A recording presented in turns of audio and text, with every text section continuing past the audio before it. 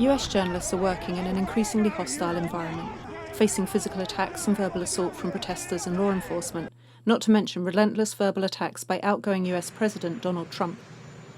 The pro-Trump mob that assaulted the US Capitol smashed equipment of an Associated Press crew. They charged and yelled epithets at journalists, assaulted crews and scrawled "Murder the Media" on the building's doors. Over the past 4 years, pipe bombs were sent to CNN. A gunman killed 5 people in the Capital Gazette newsroom in Annapolis, and the government spied on journalists covering the migrant caravans at the southwest border. It wasn't simply a matter of the president and his aides not liking coverage, which is normal, but they attacked true things in ways that were dangerous and posed physical threats to journalists. I called the fake news the enemy of the people, and they are. They are the enemy of the people. To anybody that would ask a nasty question That's like not that, a nasty. when you report fake news, which CNN does a lot, you are the enemy of the people. Trump and his supporters accused the media of treating him harshly and unfairly.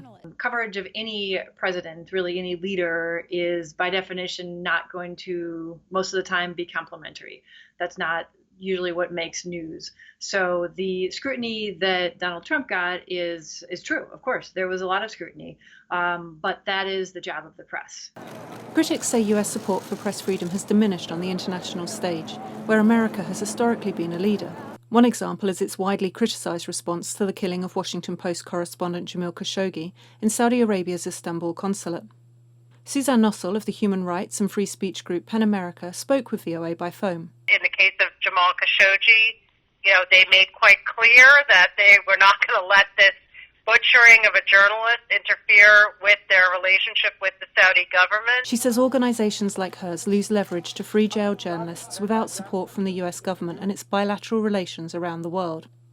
The State Department has applauded the courage and determination of independent media, and in statements condemned politically motivated persecutions, impunity and attacks, and the threats levelled at female journalists. The White House also had some success, including ongoing efforts to free Austin Tice, an American freelancer missing in Syria since 2012.